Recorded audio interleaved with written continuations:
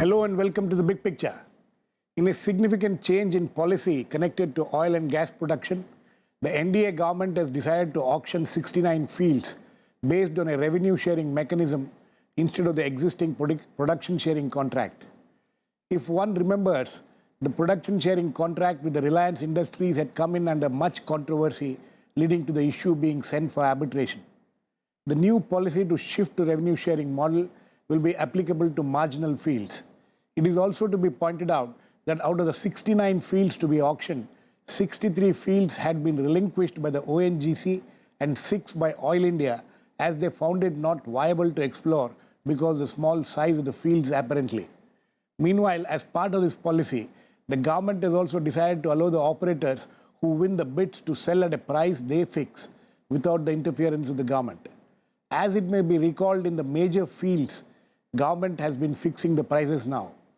Meanwhile, however, a committee appointed by the government under economist Vijay Kelkar had argued that production sharing model is better suited to attract investment rather than the revenue sharing one.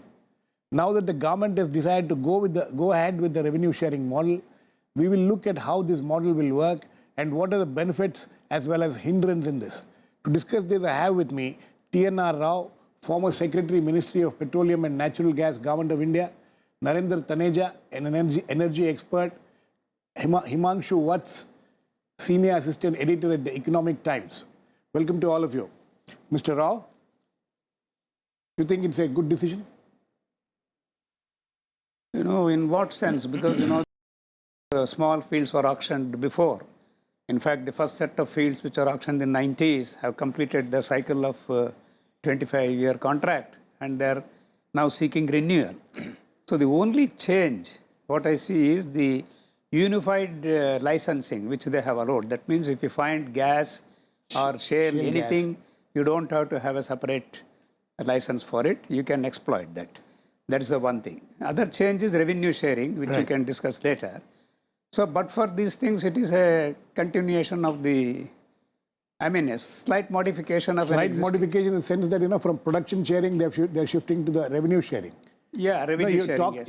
How is that going to work? See, revenue sharing, there's nothing wrong in revenue sharing, provided there is one particular issue. As owner of a resource, Government of India should ensure that the last drop of oil is extracted. What happens in revenue sharing is, this is called ultimate recovery. We must maximize ultimate recovery because otherwise, we cannot allow this resource to rest in the ground. Now, in revenue sharing, it is not even in the interest of the whoever gets the bid, the explorer to... No, it is not. So for an investor, you see, revenue maximization and ultimate recovery maximization, there is a conflict of interest. So why do you say so? Yes, because, if you want to take more oil, extract more oil, you may have to resort to what are called IOR, EOR methods, intensive oil exploration, etc. Now, they are going to cost more. That would affect your revenues. So, if you are bidding on... It costs more in terms of capital expenditure. Everything, even revenue, everything. All costs will be more because the IOR methods cost more. So, what happens, therefore, if you are looking at the revenue thing, you revenue maximize, you don't have to extract full oil. In fact, we have instances, in the 90s, where there were two bids, one giving a higher NPV, net present value of 120%, but with a lower recovery, but another with 98%, but a higher recovery. The cabinet approved the one with the lower NPV, but with a higher recovery. Because as owner, I am interested in getting the full maximum recovery. This aspect should be taken care of. Either they should say that the bidding on revenue basis should be subject to maximizing ultimate recovery. At least if they are very keen on having revenue sharing. So this is what happens in revenue sharing. I don't have to do ultimate recovery because otherwise I will maximize my revenue. I can. Okay. Taneja? Yeah. How do you react to that? You think that this is a good experiment? Is this an experiment or is this something which is going to be a long-term thing? It's also going to be extended to other older contracts also? Well, I think it's very significant, forward-looking, and extremely interesting. And I'm sure that it will attract actually more investment more international companies are also going to look at it. But Mr. Vijay Kelkar felt that the revenue sharing model would be, rather production sharing pattern would attract more investors. I think I'll go along with him when it comes to deep water, ultra deep water, because there the economics is totally different. The game is totally different. And unless you kind of allow production sharing and cost recovery, the biggies are not going to come. So I think probably the model that he was talking about would work for deep water and ultra deep water. And I would actually vote for that. But when it comes to marginal fields and the step that the government has taken, I think this is going to stimulate the sector. We saw between 2011, 2014, practically no activity in exploration production. There was not only policy paralysis, there was complete paralysis there, nothing happening practically. So with this, the interest would, will be regenerated. And it would also attract the Indian domestic investors who are not in the oil and gas to basically venture into it, because the investment size would not be that high. But at the end, because most of these are discovered fields, which means that all that they have to do is to go ahead from there. And at the same time, international companies would also be interested. I'm not saying the biggies one, maybe even they, because India, after all, is a very interesting destination in terms of selling oil and gas. You see, some of these companies would come not necessarily because they are interested in India's hydrocarbon potential as E&P, but they are interested in India as a market. So they would come. So I think with this, the government, and plus bringing everything under a unified license. Yes. I wouldn't say it's revolutionary, but I think it's a very, very interesting step. So if you ask me, I mean, if we look at it, let's not forget one thing. This is 2015. The oil and gas as a game has changed completely in the last 7-8 years. And it has changed even completely since, in 2012 and 2013. And it's changing rapidly. So the way we used to look at oil and gas, let's say 10 years ago or 5 years ago, I think we have to re-examine it and look at the sector in a completely different eyes. Because I'm not saying oil era is going to end tomorrow, but we all know that governments practically the world over now they are incentivizing renewable energy, nuclear power, and so on and so forth. And it needs to natural gas also, but oil is something which is not on the reverse gear, but there are lots of people who are basically a bit reluctant to invest in oil and gas. And there are companies and sovereign funds and all that, they are basically withdrawing money from oil and gas. So oil particularly. So in that kind of a scenario, why do you think the investors would be interested here? I think they will come simply because you see, India is one country where demand for oil is only going to grow. Number one. Number two, the prospects are good. India is not Saudi Arabia or Brazil or Russia, but prospects are still good. And moreover, you see majority of companies today, they want to somehow engage India. Whatever we may say, but the fact is they are looking at India as a destination because India. And do you think you think that the claim that by these 69 wells which are going to be explored, by that 10% of our imports can be reduced? By another 4-5 years? I wouldn't share that optimism, to be very honest with you. I'll wait and watch. But I probably will wait and watch for maybe 16-18 months before I comment on it. But my personal view is I'm not really looking at it from that viewpoint. What I'm looking at is import substitution. Not really, not even that. Basically, to me, is whatever potential we have in India in terms of oil and gas exploration production, we have made a very good beginning. We have finally generated some interest. And finally, domestic and international players are going to look at India as a destination. I think gas itself is very exciting. And when it comes to the other things, I think we'll go along the way and see how it develops. Mr. Rao, would you agree that the one investor confidence in you're going to get more investors? No, I see this has been there. I mean, there's nothing. What I'm saying is this is nothing new, except where you have modified like unified licensing. For example, market price was there. That is how we began. It is only of the Krishna Godavari court dispute.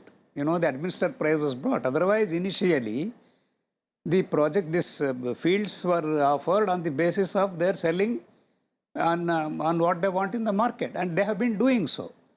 So the only unified licensing in the new. And secondly, see, the point is, yes, there may be a number of Indian people who want to divert capital into this area. This was, again, that was the intention. That is why I asked Indian companies, get an associate with... foreign collaborator. Who had experience in oil. So that, you can... But these are marginal fields. If they want to do it on their own, number of people have been doing, as I said, in the first set of fields which we gave in Gujarat. They are all, people, Indian capitalists are doing that. So... Well, today, see, people will take a long-term view in investment. Today the oil market is down. That is one of the You major see, points. what they look at now, what is the break-even price for these fields? Absolutely. If the break-even price is around $40, they would hesitate. They wouldn't put it today. But if the break-even price is a little less, say about even $30, taking a long-term view, people may come and invest. Okay. You see, I think what is more important here is that, after a long time, after a long, cold, dark winter, we see some very positive activity. We see the government coming out with a very clear-cut policy. And I'm not, I'm not speaking on behalf of the government or behalf of BJP here. But what I see is that this is going to stimulate interest. Secondly, when it comes to oil, you see, if we read too much of Economist and Financial Times of the world, such publication will reach to the wrong conclusions. The fact remains that relevance of oil is not going to go away tomorrow. Oil will remain central to economies like India and several other economies for a very long time to come. And the prices also, whatever people may, my view is that prices will start actually climbing up again by end of next year. So this is just a temporary thing, and it's not the first time that we have seen such a thing happening when it comes to the global, energy very economy. Long time since we have seen this kind of prices in the international oil market. Himangshu? Yeah.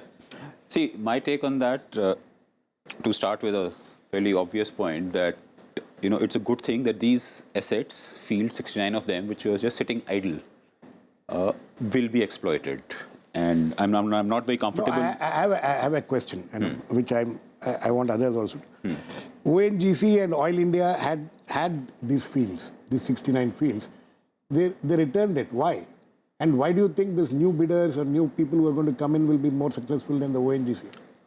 See, that's a question in my mind also, because if there is a field which has oil and gas and smaller companies think they can be exploited, I see no reason why ONGC should not be able to exploit it. ONGC and Oil India, both. Yeah, because being established player in the field, they will have access to better prices for oil field equipment, Technology for oil also. field services, experience. The only thing is, if it's a company which deals in, 5 or 6,000 crores profit in a quarter, and this would be a little trickle, so they may not be interested. But I do not think we are in a luxury in this country. We cannot take the luxury of finding small and not exploiting it. So it's also a matter of efficiency and technology. A large public sector company may not be in a position to be as efficient and good in a small project as some of these new companies can be. And the other thing, to go along with what the other two panelists were saying, it is a positive thing that you are inviting private sector to come and bid for this. Because, for a very long time, the only news in the oil and gas sector involving the private sector was not very positive. It was all about disputes, all about taxation controversies. issues, or something. So here's a chance for a new beginning.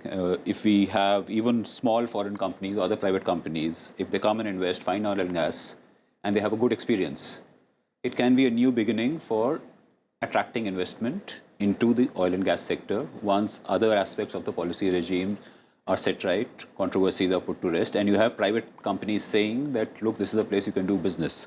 In the past, whenever you had these NELP exploration rounds, one of the main tools for attracting investment was that the government would take these private companies who have found oil and gas and tell investors that, look, things can happen in India. As of now, we are not in that position of comfort. So I think this would give you some more handle and levers to demonstrate that a private company can do business in India, can discover oil and gas. So on the whole, it's a positive thing. Okay. Mr. Rao, the same question which I want you to also do. If ONGC and Oil India had said that, we can't explore here and they've returned how is it that new players will be able to play? Yes, there are two reasons. Now you see, ONGC, what happens, their overheads are so high. See, they were all fields given on nomination basis. In fact, they had no business to return actually. Jolly well, they had to do it and exploit it. Yes. Anyway, now government, for these reasons which you mentioned, they may be finding, since you don't have many other prospective fields, at least you can give some of these things so that and start something. That's number one. Secondly, the smaller operators will be more aggressive in exploiting. Number one, their overheads will be small, they're more nimble. I will give you just one example, you can understand. A rig hired by a public sector company, or rig owned, and if it operates, employs about 120 people. The same rig, absolutely same, employed by a neighboring private company today in India has only 80 people. So this explains... So 50% Yeah. they save as far as the labor is concerned. It applies to so many other things. So you will see, therefore, ONGC and oil may find these fields uneconomical because of their high... Then why did they take it? Exactly. Huh? Why did they take it? No, initially they were given, they were the only operators. Oh, okay. Government gave it, and government asked them to do it any cost. All costs were written off, and they were given to produce oil and gas at any cost in the administered prices. But still they didn't do it. They didn't do it. And now today, number of, as I said, even earlier fields which have been given, have been exploited successfully. Take the case of Hazira gas field. This was similarly abandoned. Abandoned in the sense left over. We said, look, we are not doing it, give it away. And Hazira, one of in the earliest given, produced, and it was a small company from Canada came and took it up. And take it, it's still running. So there are quite a few examples like that. Okay. So yes, we want more aggressive producers, companies to come. The smaller companies do so, and it is better if they come and apply technology and get the maximum out of fields. I think it's more complex than this. If you look at, for instance, ONGC gave up the block in Rajasthan, the Barmer block. And Shell came there. Shell also basically decided to exit. And finally, a small company from Edinburgh came and took it. And that's known as Cairn now. Yes. And the rest is history, as they say. Actually, they delivered one of the biggest discoveries at that time in the world. So that can also happen. Now, my kind of own take is that I think ONGC has bandwidth issues right now. And their focus is more on bigger fields. The focus is more to redevelop the Bombay High, which is India's flagship oil and gas field, and at the same time to focus more on deep water, and where they also have made some commitment to the government in terms of producing that gas, for the market. So, which is probably in the given history is history. We can, dig into that and reach to different conclusions. But when I look at the horizon today, I think it's fine for ONGC or for the government to fine you concentrate on bigger things, and maybe you focus more on ultra deep water and deep water in the Bay of Bengal and also the Arabian Sea, and also since OVL is a subsidiary of ONGC, overseas wherever you can go, because bandwidth is an issue. ONGC is a big company in terms of employees and all that, but by international standard, it's not a very big company.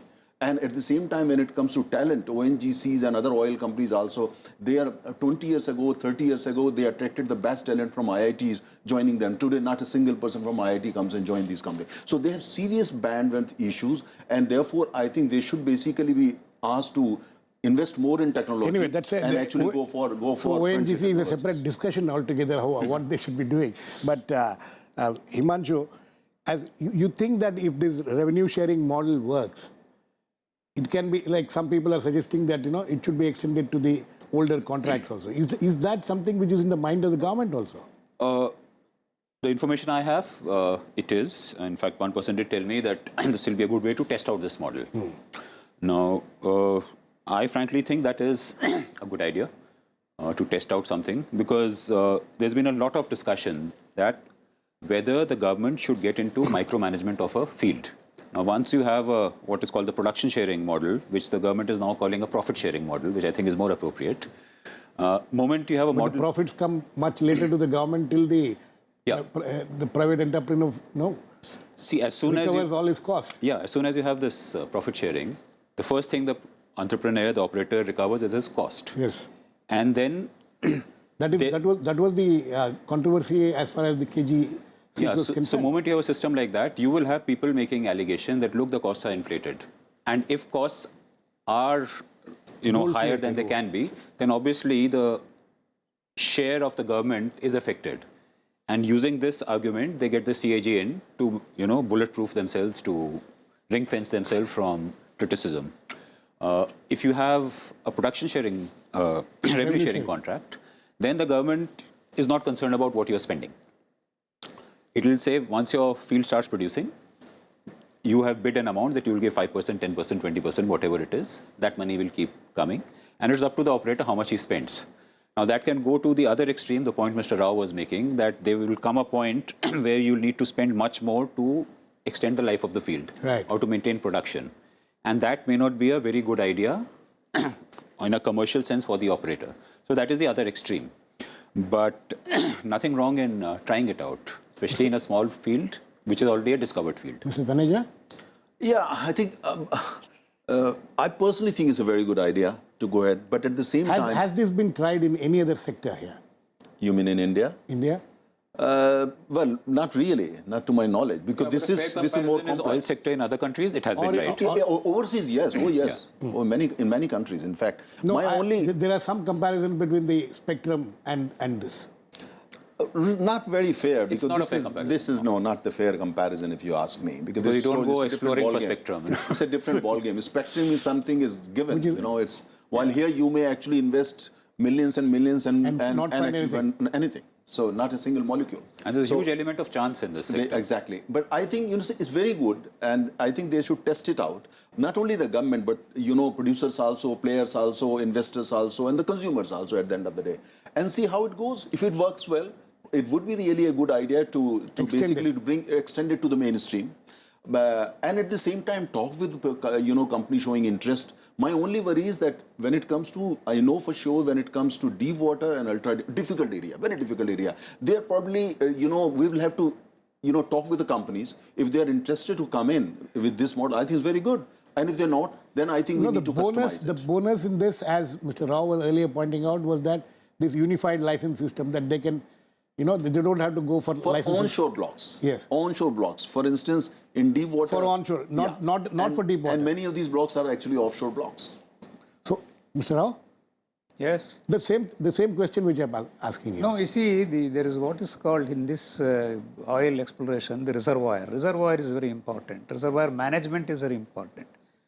Use of best practices are very important. Now you are giving even these fields, marginal fields, for a 25-year contract. Now you must be sure, now if people are looking at only accounts, revenue, and not looking at reservoir, suppose in the first 5 years or 10 years, the reservoir is spoiled, not properly exploited. The loss is not that of the investor. The owner is the loser. Why do you say the investor doesn't? Because you are not looking at the reservoir. Now we say, just show me the revenue and the investor must have invested a lot of money by that time. I agree, but still things have gone wrong. And the point is, how now we are overseeing spectrum, we are overseeing flying.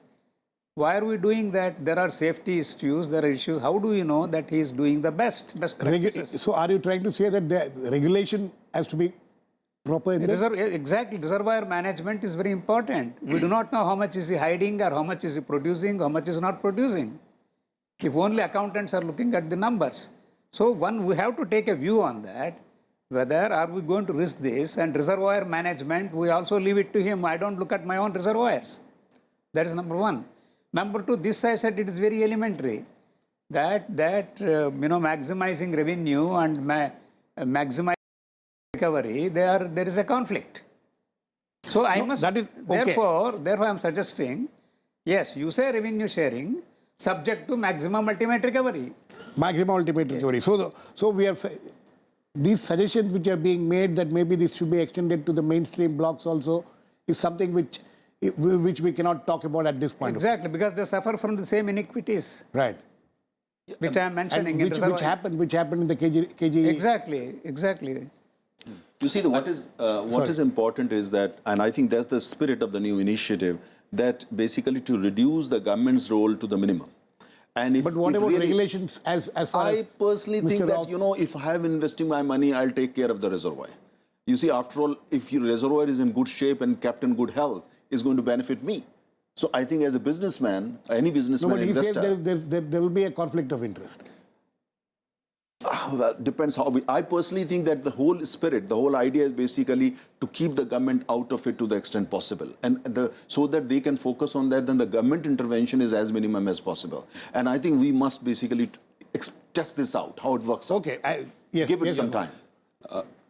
Testing out is something which the minister is also talking about. Yeah, so that's a good thing. And on reservoirs, see what happens is there are different kinds of reservoirs of hydrocarbons. It's a very complex geology in the country. So in certain reservoirs, from an accountant perspective, you might say, okay, let us produce maximum you can. Okay, But if you are producing the maximum, the overall reservoir health will go down. So financially speaking, you might recover 40% of the oil, or say 30% of the oil contained in a reservoir in, say, 10 years. What happens after that? Now, after that, you are not able to reduce. Now, it is possible that instead of flogging, you can flog the reservoir, that is word, and make money. Yeah, it is and possible. then spoil the reservoir. It is possible that instead of recovering 30% in 10 years, when properly handled, you might recover 34% over 17 years. Now, recovering 34% over 17 years is not as financially attractive Right. as 30% in 10 years. So because the operator will look at the net present value. So that is where, yeah, Mr. Rao, you think that there needs to be regulation. Yes. But if I'm prepared to lose 4%, according to this example, it's a different matter. The country cannot afford to do that. We should not do that. Okay. But you see, the most flogged reservoir, if I really go with this, is actually Bombay High, Yes. India's flagship Yes, field. exactly. We all know that. It's an open secret. Everybody knows that. It happened, Exactly. Yeah, but it's not been very well managed at times. Well. And it is managed by ONGC. Yes, It's not a Managed private ONGC, investment. yeah, because there was, well, let us be honest about it. There was a management which wanted to show I am doing so fine. Exactly. So And you similarly, recorded. here is a producer. He says, look, I am giving you so much revenue. At whose cost? Exactly. So at the cost of the reservoir, actually. But this argument does not, reduce the merit of a revenue share in this. Revenue sharing model. And then- I think the point Mr. Rao is making is that you have those proper reservoir health considerations also. Okay. Yeah. But what is important, there are two things. First of all, geology and reservoir. We have to look at these two with two different eyes. And when it comes to the management of the reservoir, I think that's very important. But should that be over-regulated? I think that's where we have to be extremely careful. Okay, I think we have run out of time. But it's an interesting discussion. It's a new model which is being, though Mr. Rao feels that it has been there earlier, but as far as present day is concerned, it's a new model. We'll have to, it's as all my guests say, that it's something which will have to be experimented and seen how it works. And if it works, it will be for the good of the country, hopefully. Thanks to all my guests. Please keep watching. We'll come back with another issue in the big picture, same time tomorrow.